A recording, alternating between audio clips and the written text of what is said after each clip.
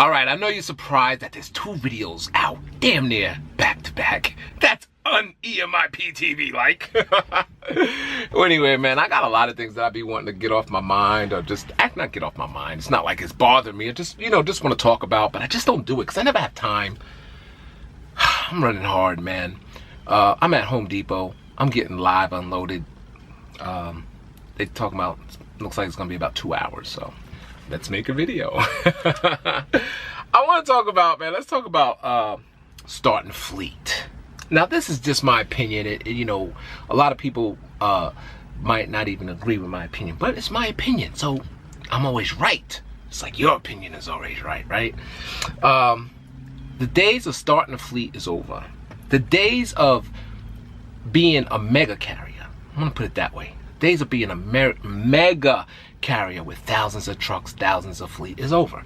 The Schneiders, the JB Hunts, the Warners, US Express, the Covenants, the Knights, the KLL. I mean, these guys, they got the industry on lock. I mean, way back in the day with Mr. JB Hunt and, Mr. Schneider with the 1 truck, and they started out and got a couple of trucks, 3 trucks, 4 trucks, 5 trucks.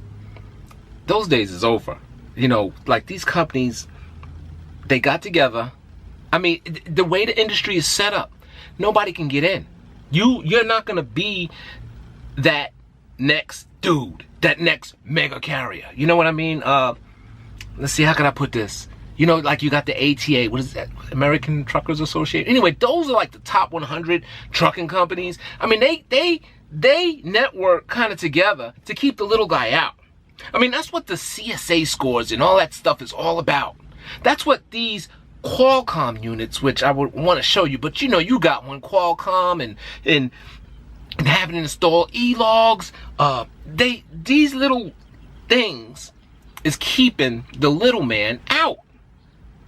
This is what they want. I mean, I remember I was in Schneider. It was like their mission statement or something is they want to have all the freight in America. Every single piece of freight to move, they want to move it. And that's what they're trying to do. So the mega carriers are getting bigger and bigger and bigger. It's almost like wealth. The rich get richer, but the poor get poorer. That's what's happening in trucking. The mega carriers are getting more mega, and the little carriers are struggling, holding on.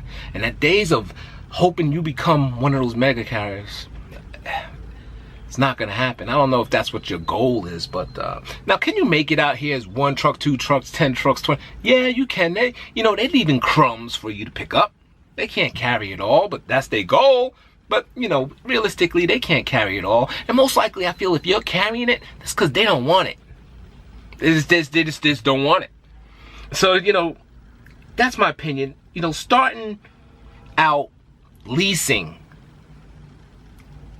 to me, it's not going to get you nowhere. What you want to do when you want to lease, when you want to be successful at leasing, and maybe, well, I'm kind of bringing this into 2 videos.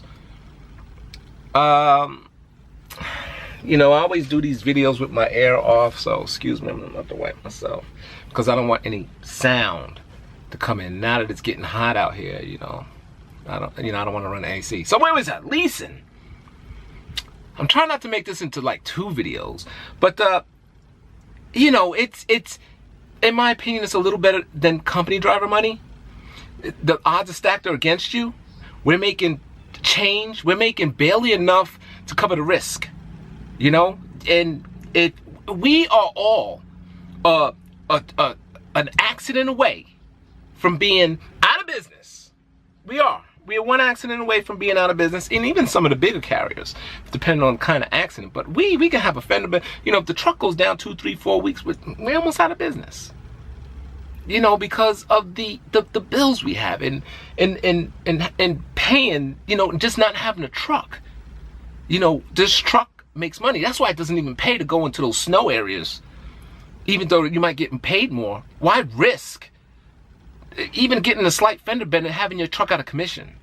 Doesn't make sense. The money is not in there. It's not snow pay. They don't add that. Okay, this is $2 a mile, but since it's snowy and it's winter, it's $3 a mile. No, it's the same $2 a mile. You can make the same thing running somewhere else and lower the risk. So that's how you succeed with this 1 truck operation. You gotta lower the risk and save, man. You gotta save your ass off. You know what I'm saying? Meaning, when you're gonna get most of those savings from your personal side, your personal expenses, save like crazy. You know, you already got a free house. I wouldn't say free, you're paying for it. So turn this truck into your house, if you can do it. That way you don't have no rent, no mortgage, you know, and then you bank all that money. You could actually, you know, I kind of don't even look at it as a lease payment. It's my rent. I live here. I live in this. So, you know, so I'm saving. I don't have a rent. I don't have a mortgage. My bills are nil. And that's how I'm succeeding. I'm not succeeding because, oh yeah, I'm picking a great freight and I'm watching my cents per mile and I'm running here and I'm running there and I know my freight lanes. I'm not succeeding that way. I'm succeeding because my bills are down. I don't have a lot of bills. You can't have bills. You can't go into debt. And that's basically it, man. That's how you succeed leasing a truck, because the odds are already stacked against you as soon as you sign that document. Now I'm going to tell you how to become a mega carrier, start a fleet. Those days of just getting a truck, scraping to get a truck, going into debt, to me is over. It's over. You know how you do it? You have money already. You have like a $500,000 or you got a $500,000 house that you could put money that basically you have equity, you have a net worth, and then you have your $500,000. You can buy 3 trucks, 3 trailers, and you could get your own authority. You could do this damn near almost in a week, I should say. Get your own authority, start your LLC, and start doing broker freight. Right? So you got your trucks, and you don't even have to drive the trucks because now you can operate them. You're operating off a sum of cash. So then you're operating your trucks from home, you're paying drivers, and you're doing broker freight. Okay, and that broker freight turns into sales. You're trying to get sales. Basically, you can hire a salesman, but the broker freight will lead into you finding that sweet spot that you can actually have it direct freight. Now, this is all what I see that's going on. You see what I'm saying? This is how I would start a business. So I'm not starting, I have no intentions of getting more than this truck, and I don't plan on being in this truck for a long time. I'm just stacking cash. That's what the purpose of this is about. You know, that's me. I don't think this is the road for 2, 3, 4, 5 trucks. Not leasing, and not even necessarily buying. Well, of course you gotta buy a truck, but just going into a lot of debt buying. Let's put it that way. Debt will kill you, man. It will kill you. And everybody's trying to start something from nothing, really. And those days is just over because these mega carriers control everything. And we tax, the government's got their hands in everything. They taxing the shit out of us. They are.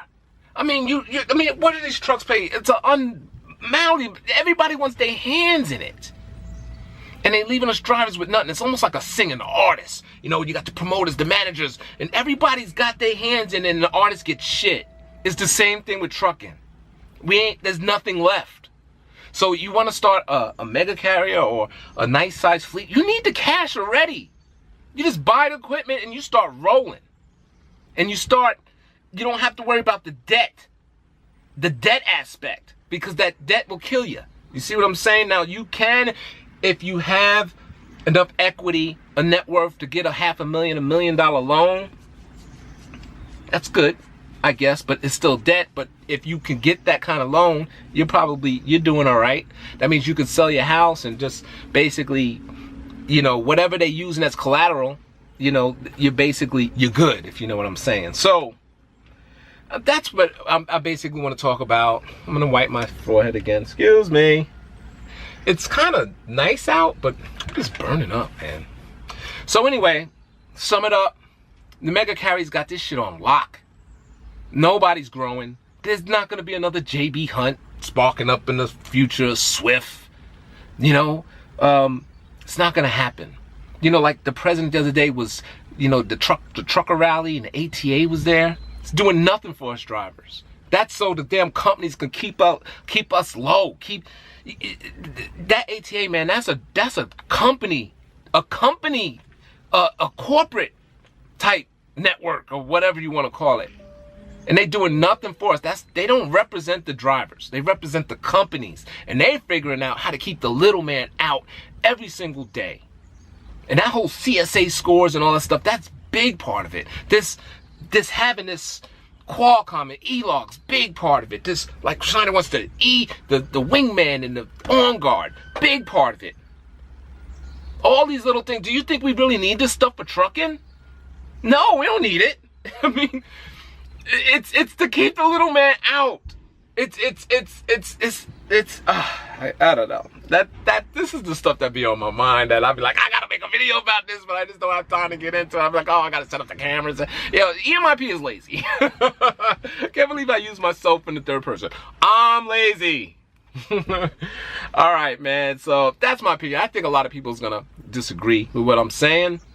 You know, and like I said, good luck to you. You know, if you want to get 2, 3, 4 trucks, the megas, you know, the big companies, they're leaving crumbs for us to get. But that's all it is crumbs.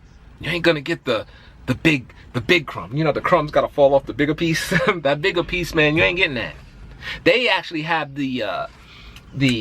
gosh, what's that word? I can't think of it. They can pull the freight for free just to keep you from pulling it. To protect that customer. We can't do that because they so large already, you know? So that's my thing, man. Starting a mega carrier, the days is over. If you want to start a nice size fleet, you need money. You just need money. You need cash, okay? Cash, a nice lump sum of cash. And if you want to start 1, 2, 3 trucks, yeah, you can do that. You can do that because, like I said, there's crumbs. So that's the sum of my video. And if you do start a fleet from scratch, I'm not saying this is 100%. Of course, there's people that's gonna do it. This is America. You can do anything, but the odds are stacked against you. You are that fish flying up the river, man, against the stream. That's what I'm saying. And you got to be pretty goddamn strong to do that. Even as a person or whatever, you going upstream, man. You want to go downstream. You want to flow. You know. That's how you want to grow and all that stuff. But you want to be successful out here leasing? Save money. Lower your expenses. Lower your expenses, especially your home expenses. That's where you get the bang for your buck. You're not even home. You don't need a car. You don't need insurance on. Well, if you got a car, if you park it in the garage, I think your homeowners will cover that. But you know what I'm saying? You don't need the water. You don't need home internet. You don't need none of that stuff, man. So, that's how I'm making it. My bills are damnly nil. My bills are damn... All right, let's take this again. My bills are basically nil. And that's how I'm making it. That's how I'm succeeding. That's why this is a great program, kind of, because it helps me able to do that. It's not necessarily that the freight, everything's all good here, that's what's making me make it. Does that make sense? Well, anyway, that's it. Where am I? 13 minutes and 48 seconds. I'm going to end this in 14 minutes or less. Thanks for watching this video. I am Dre, EMIP TV's out.